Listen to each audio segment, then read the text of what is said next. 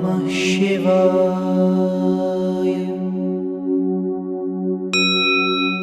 Om Namah Shivaya. Hari Om.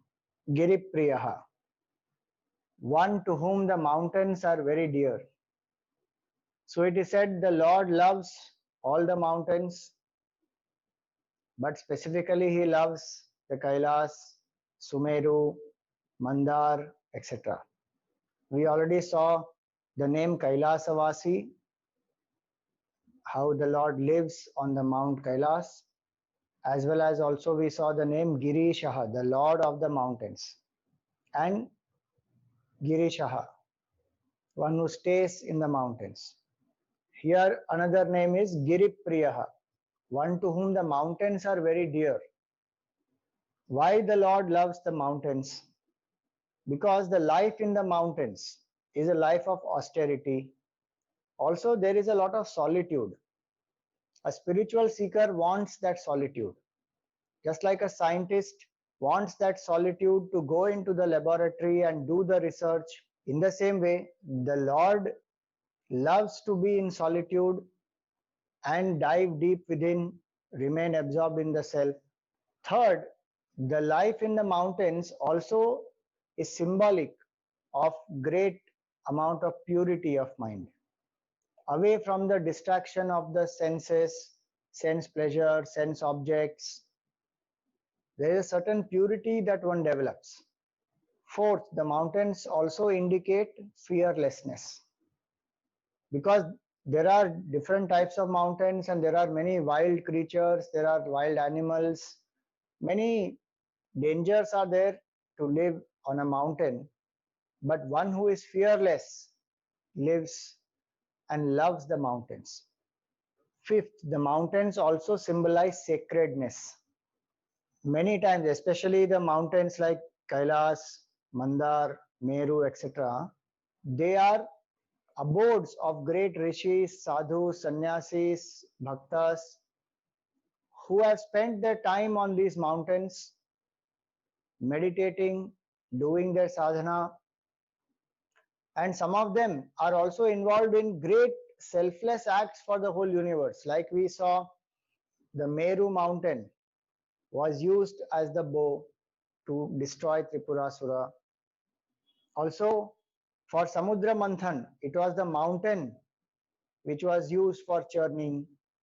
So these are also symbols of great amount of selflessness, sacredness, and hence the Lord loves these qualities.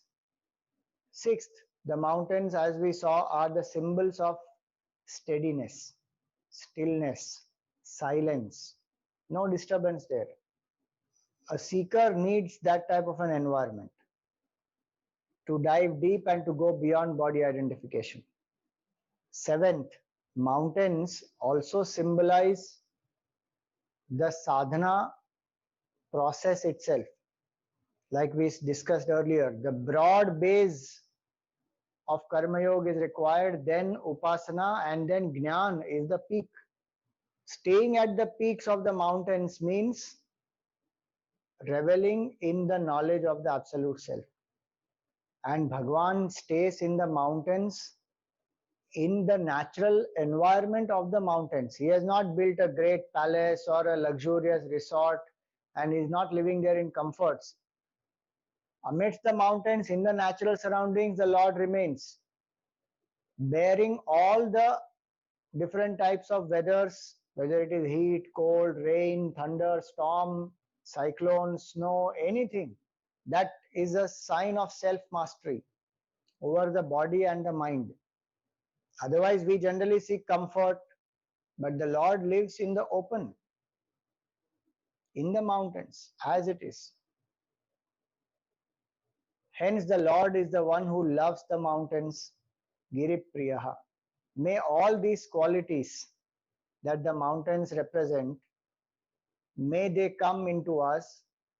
And also when we visit the mountains, may we have these qualities in the mind and visit these mountains with this attitude to live in silence, to live in solitude, to live in tapasya, to do sadhana. May we not just visit them as tourist places or places of just some natural beauty. No doubt they are great places of natural beauty also. And there is a certain charm about these mountains.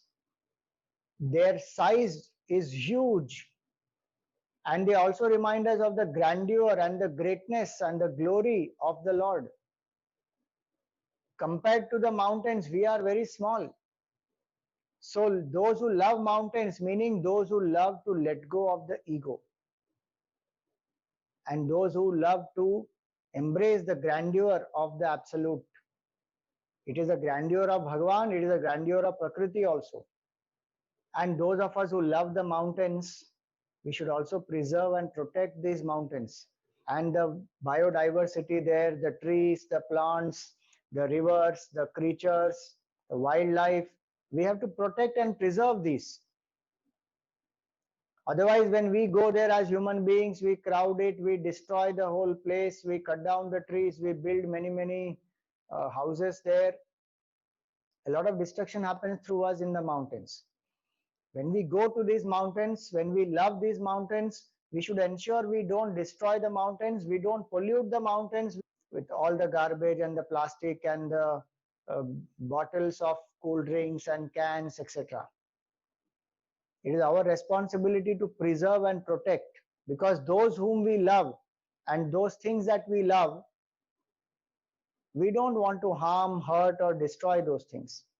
So let us remember these aspects, and we also become truly lovers of these mountains and the qualities that these mountains represent, and ultimately realize our oneness with the lover of the mountains, Lord Shiva. One more beautiful reason is that many of these mountains have caves, and so sometimes the Lord goes and stays in these caves also, like we saw in the name Andhakasura Sudanaha. Bhagwan and Mother Parvati both went to the mountains to spend some time, and they lived in the caves there. So these caves provide that environment of protection, as well as solitude, as well as a person needs that type of a conducive environment where there is not bright light, where one is able to withdraw and stay still without nature disturbing the body. So we find many great rishis live inside the caves. It helps them to get into the state of samadhi very fast. Hence, you will find on many great mountains there are these caves, and there are many great rishis, sadhus, sannyasis, tapasvis, even today, who are meditating. And so these mountains symbolize this tremendous spiritual vibration, because these great masters live and they meditate. Like even today, if you go to Tiruvannamalai, there is a Virupaksha cave in which Ramana Maharshi stayed, and also a great master who used to live there and whose samadhi is also there. And there are different other caves also. So mountains have these beautiful caves which are storehouses of spiritual vibrations. And symbolically, the cave represents the cave of our intellect. Hridaya Guha or Buddhi Guha, it is called in the Upanishads. In the cave of the intellect, meaning in the core of our personality, is the Supreme Lord. Ramana Maharshi used to say, Hridaya Guhara Madhye Kevalam Brahma Matram Aham Aham iti Sakshat Atma Rupena Bhati. In the cave of our heart, there is Brahman alone, which is throbbing as I, every moment. We feel that presence, that I am. That pure I am is Brahman, is the absolute truth. To experience that, the great rishis go into the caves in the mountains and withdraw from the body, mind, intellect to realize that absolute self. So may we also explore not only the external cave, but learn to go deep into the cave of the heart, cave of the intellect, and realize the absolute.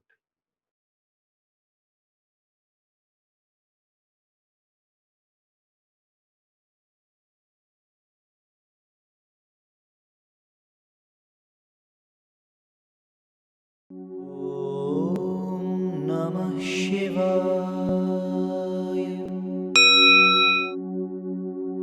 ॐ नमः शिवाय।